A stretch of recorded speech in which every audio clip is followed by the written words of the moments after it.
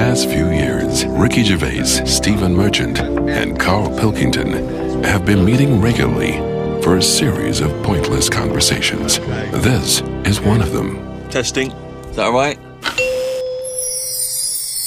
Hello and welcome to the Ricky Gervais Show with me, Ricky Gervais, Stephen Merchant. Hello. And the little round-headed buffoon that is Karl Pilkington. All right.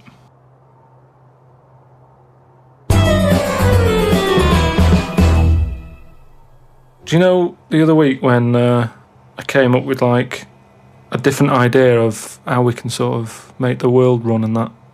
Can we just have a quick recap of that? Because I seem to remember it was a load of old arse. It was ridiculous. It was he was saying that the world is overpopulated, so the system would be where people were living too long and stuff. So what happens is people live till 78. I don't know how you can enforce that, right? Yeah. But when they die, they've got a little baby in their stomach, Right. like a pip in an apple, that then carries on when they die. Right. It wasn't a theory. It wasn't an idea. It was the ramblings of a mental case. You're saying it's stupid, but someone's emailed in and said, "Oh yeah, that's pretty good." Just saying, if that's a no, right? I've been thinking. It is a no.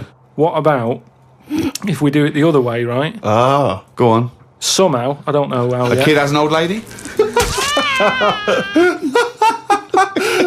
what it's going to be, isn't it? A child will give birth to an old man. No. What I'm saying is, right? Go on. Work the other way round. Come on then. So if somehow we can inject something in like a body that's just died, right? Listen to this. Imagine this is notes. So- when he hands it into the Nobel people, Yeah. and they go, if there's a way that we can inject something, and they go, well, what? Well, I don't know the chemical formula, but something HO2. Right. So anyway, so you inject it in the temple. He's narrowed it down to the temple. So what happens? She sort of wakes up, Amazing. right? And she works the other way. So like she might be 77, Yep. and then she'll have a birthday. She's 76, and she's working that way. Right. If you know what I mean. Okay. Are you with me? No, keep it. Because the thing is, you've got. I'm really scared. Yeah. I'm really scared. This is the maddest thing you've ever said. This is madder than the old lady with the pip like an apple in her belly. It sort of did work. This is. No, it didn't work. It worked in your head. It's like a dream that you wake up and go, oh, I've got a great theory. This is it. Let me just tell you the on, ending, because the endings works out a bit better. Go on. What I'm saying is, when you die at the age of 78. 9 months, What? at the age of 9 months, because that's when you come out, What do you mean when you die at the age of you're 9 not scared of dying because you're now a baby, so you don't know what's going on anyway. So there's no fear. So you missed out a bit here. So this woman, literally gets younger and younger? I think when she's in her 20s, she's in her old age, Rick. Yeah, but it doesn't matter because that's the fun part of your life, isn't it? When you're 20 and you've got all your energy and that. So before you die, you're actually having a good life rather than it being the other way around. But does she do different stuff than she did on the way up?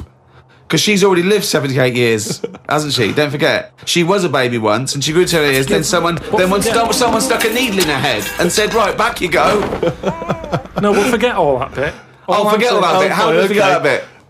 What I'm saying So is... she died and she doesn't remember all her... This is a new life, is it? Let me just leave you with this. Right, you're talking shit. Explain yourself. But aren't the family getting younger as well? What's happened to the family? Forget it then, we'll leave it as it is. No, leave it as it is, shall we? Shall we? Can we all agree on that, guys? Now, should we agree to leave it as it is? Is that all right? Because I don't want to hear any more from the diaries of Charles Manson.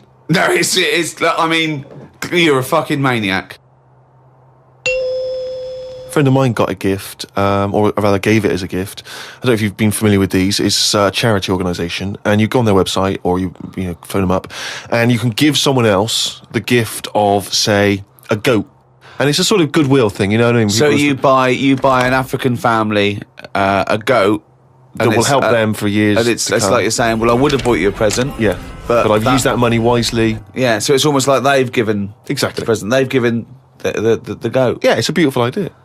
But as soon as he told me about it, I thought to myself straight away, knowing Karl's views on charity and giving, I wondered what his views would be. Well, are they happy with the present over there? Like the people who are getting it? You're an idiot. What, you think an African family wakes up and there's a little goat with a ribbon tied round it, and they go, "Oh, look what Santa brought us." Look, and that mince pie's gone on that glass of milk. You're such an idiot. No, but what I'm saying is, does that family want a goat? Yes. But why? It's not they want a goat, it's they need a goat. Do you think... What do you think this organisation is? Just arbitrarily giving goats to people. They're going to say, "Oh, I wanted Nintendo." What are you thinking? What I'm saying is, right, let me put myself in their shoes.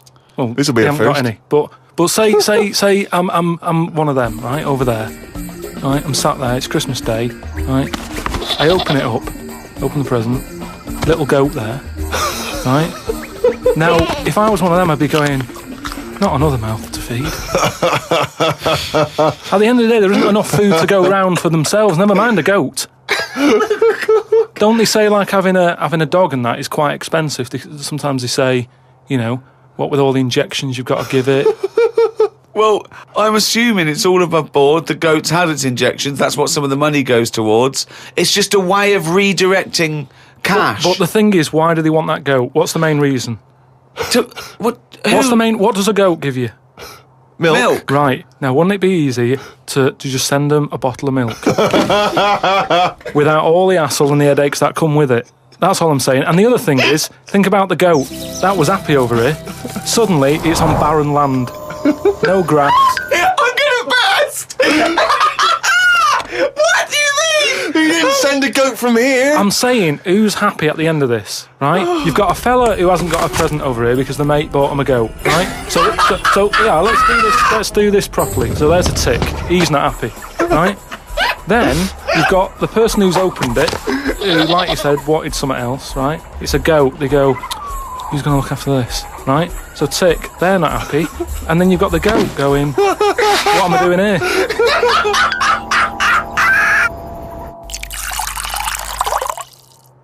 Definitely love this, surely. Have you started seeing this now? Virgin are starting plugging Virgin Galactic. I think it's something like 200,000 quid, and you'll get a chance to go in a space shuttle into space. Karl, thoughts? Going to space.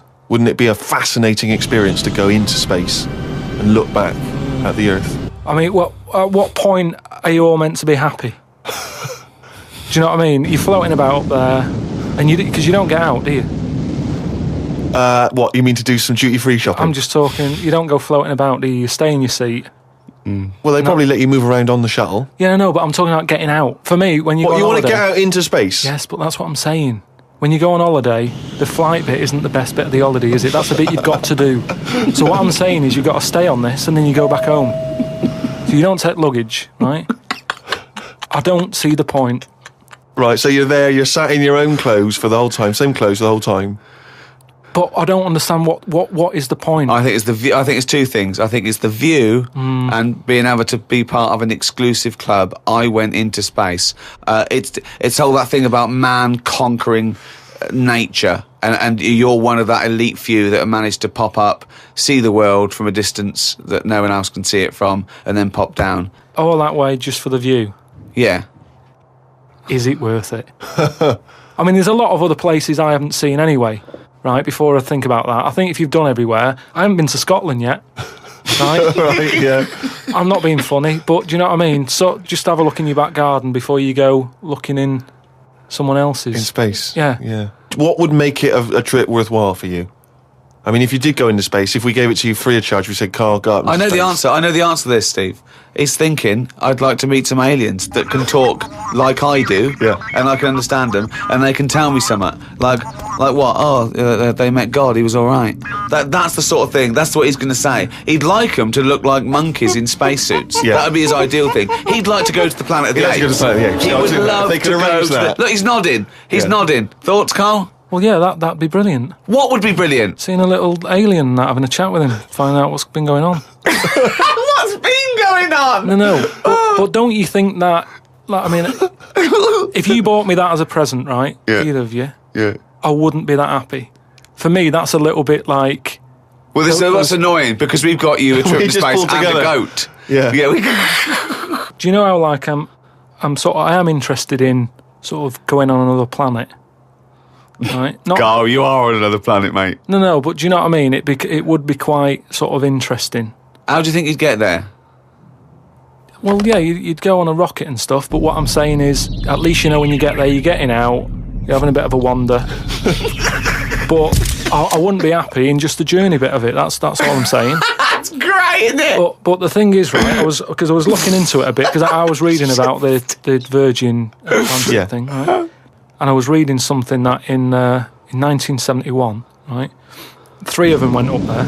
There was one bloke in the rocket, right? The other 2 wandered off, had a walkabout, seeing what rocks they can find. And that bloke who was in the rocket, right, he was the loneliest man ever in the world.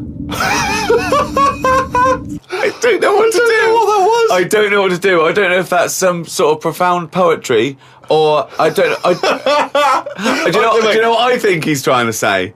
He's trying to say he was, by definition, a human furthest away from all other human contact. Yeah, that's what I said. Yeah, okay. No, you said loneliest. Loneliest evokes an emotion. Yeah.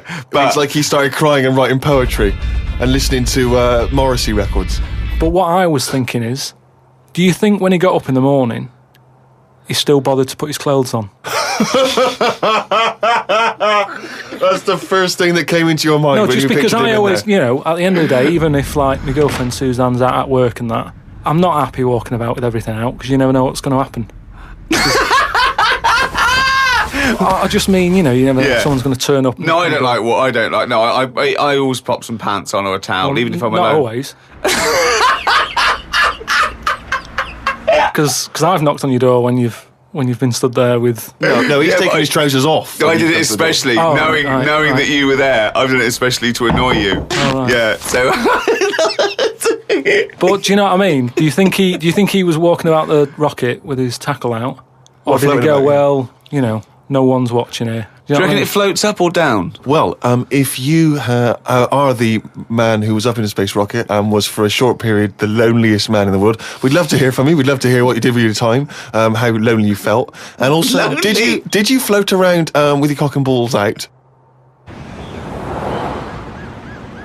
Karl, if you could have a superpower like Superman, what would your superpower be? Can I suggest consciousness? Yeah. Can I have the power of thought? Remember, you've already got opposable thumbs. So cross that one off the list. Oh, go on, Carl. There are so many to choose from. Telepathy, X-ray vision. Flight, invisibility, Choose it wisely. strength, intelligence. But why have I been picked? Oh, for God's sake. No, but I'm just saying. It's Rob's question for No, you. but I'd just say, does anyone else want this? Or, do you know what I mean? Oh, No, what do because- you wish you no, could do that's no, impossible is because- the question. no, because- What? What do you mean? Because with that comes a responsibility. Is what With I'm saying. enormous power does come great responsibility. So, would you like Spidey senses? Is that what you're saying? Come on, Karl. You know what these superheroes because they can. I know, but they it can always freeze they're things. never happy, are they? Do you know what I mean? Spider-Man that wanted to tell that girl that he could climb walls and that. He's like, I can't. Superman never told Lewis and that. Who's Lewis? Who's Lewis? Lewis. Who's Lewis? It's just a pen pal of Superman's. Lewis, his little secret chum. Yeah. All right, Superman. Hello, Lewis. What are you doing? Superman. Who are you? I can't tell you, Lewis. Brilliant. Hulk, he wasn't happy. Hulk, he wasn't happy. It's true. He's got a theme. He has got a theme. There's not many happy superheroes, are there? Leaving aside the superheroes you're already aware of, Yeah. what superpower do you want? You don't have to fight crime with it, Karl. Let me remind you of some of the other things. Invisibility. All the time, though, or can I sort of turn that on and off? Let's say you could turn it on and off. Would that interest you? Yeah. I'll have that. Right. Okay, and what would you do with this power of invisibility? Just sort of wander about and that, just not get seen. It's a brilliant power. It's a brilliant. And it's put to such brilliant use. It's brilliant. Well done. And why would you want to walk around and not be seen in that? What would you gain from that? Don't know. You could sort of go in shops when they shut, so you don't have to go. How would you get in? Just get in just before they lock up. Oh yeah. How would you get out? Wait till the morning. Brilliant. So hang on. So that's your use of invisibility. They found the power of invisibility. You want to sneak into. Never mind. No, hang on. You want to sneak into HMV, right? Wait for 12 hours and then buy something. I love it. Just so that you don't have to be in there with other people. Do you know what? I don't want it. I don't want a power. Why not? Because I just don't think it'll do me any good. I think it's more of a hindrance. I love this. It's like, just think of his presents. We've given you a trip into space, and the chance to be invisible. Not happy with any of them. Yeah, what he wants is a voucher for HMV. Yeah. He just wants some tokens for a record shop. Just going through a few more of these emails. This one's from Kent from Nova Scotia, Canada. He says, Karl, he's wondering if you've got any personal mantras that you could pass along. For instance, he reminds us of Ben Franklin's famous mantra, waste not, want not. Who said that? Ben Franklin. What did he do? What was his job? Benjamin Franklin was a well-respected American politician from the 1800s. He was a sort of thinker, a philosopher, a scientist, deeply respected. Also a big political figure. He features on the dollar bill or the $10 bill or something. Yeah. So he's one of the great sort of American Enlightenment thinkers. And he came up with the mantra, waste not, want not. You must know waste not, want not. I mean, that's just... Do you understand the phrase waste not, want not? No, not really, no. What does it mean? I've never used it. It's like... don't throw stuff away because you might need it, and therefore you won't be wanting anything because you didn't throw it away. So he was a bit of a hoarder. If you don't waste food, for instance, then you He's a bit of a hoarder. For God's sake. No, but I'm just saying, he's a man in power. Is that the best thing he ever said? No, I'm sure he came up with many, many profound things. Why is that one he did remembered? Experiments in electricity and conducting electricity, all sorts. But that impresses me more, inventing electricity, than someone... He didn't invent electricity. Wait a minute! Don't impress you more than what? Just saying, waste not, want not. I don't think it's that good. It's not even catchy. How would you word it? I'd just say, whoa, don't be chucking that out. You might need that later. Don't be chucking that out. You might need that later. Karl Pilkington. Whereas some would argue that waste not, want not is perhaps a little bit more pithy, a little bit more... We should go through great sayings and phrases and say if he could... Well, firstly, does he know what they mean? And then secondly, can he improve them? That would be brilliant. We'll do that next time. All right, let's say... Okay, Winston Churchill. Never have so few done so much for so many. What do you think of that? How would you... Do you know what that means? I'd just be annoyed if I was one of them who gave a lot for a few or whatever, right? No, gave a lot for so many. If you were one of those few that gave so much for so many, i.e. it means these few good men, their actions freed the world. They freed the world. They have an impact on every person in the world, and they were few brave men, and that's what he's saying. Yeah, but what I'm saying is, if I was one of them men who gave up his life, right, I'd want a name check. I don't want to be bungled in with everyone else who is saying a load of blokes gave it their lives. Well done and that. See you later. That's brilliant. Did you just say bungled in? Bungled in, yeah. You made up a word. I don't want to be bungled in. You made up a word. See, that's it. You see, we've been looking for it. That's original. That's Karl Pilkington. I don't want to be bungled in. Right, do you know we've chatted about charities before, haven't we? Sure. Yeah. Done a lot of stuff on that, right? Just coming back from Manchester, right? Got off the train, Euston. Yeah. Right? Off the train, walking through the busy bit and stuff. There's this fella stood there, right? A charity worker. Yeah. Right? Nice looking fella. He's got his suit on, the tie and everything, quite respectable and that, right? Look down at his bucket. All money's been put in the bucket and that, right? On the front of the bucket, right? It says collecting for the homeless at Christmas. Now, why can't they do that? What, the homeless? The homeless people. Why is some fella taking his time out, right? His own time where he could be at home. Why? Some of us have got homes to go to. Yeah. Why? Do you know what I mean? What do you think? Just give them the buckets? Well, what are the homeless people doing whilst he's doing that? Is what I'm saying. What have they got on the timetable? Cut out the middleman. Cut out the middleman. what would prevent a homeless person, an entrepreneurial or homeless person, just getting a bucket and writing that on there themselves? Could I suggest something? Hunger, some drug addiction, traumas, often mental illness, just possibly too depressed to get up, put a suit on and go to Euston Station with a nice bucket with some writing on it. And then, right, I was thinking about that, right, and I was walking down the street in London with Suzanne, saw a little homeless, well, I didn't see the homeless bloke, right, I saw a leg, right, sticking out of a doorway, thought, here we go, right, walked past it, right, you're not going to believe this. Go on. Homeless. Yeah. Chinese fella. I've never seen one of them. No, I'm not having a go, right? But have you ever seen? Do you know what I mean? That was a shock. I really don't think I have. I think he's got me there. I hate to say it, but I must say I can't remember ever seeing a homeless Chinese person. Weird, isn't it? I actually said, I was walked past and I said to Suzanne, "Did you see that?" She went, "What?" I said, "Just look back there." She said, "What?" I said, "That homeless fella. Look back at him." She said, "What?" I said, "He's Chinese." And she said, "Yeah, good point." Good point. Of course she did. She said that to shut you up. She didn't want to get into a conversation with you. Rick, it's that time again. It's what the whole world is waiting for now. Is it every Monkey week. News? It is Monkey News. Please perform live the jingle. Oh, chimpanzee, that monkey news, you. There we go. Right then, well, got an email from John. You know, if you've got any monkey news going on in your area, Just let us know. God, amazing. but there's a TV channel in Moscow, right? And I think they had a bit of bad luck or something, a lot of redundancies and that, right? And whoever was in charge of it got a bit mental and got rid of loads of people, right? Yeah. And they come in the next day and they were like, right, are we ready to go live and that?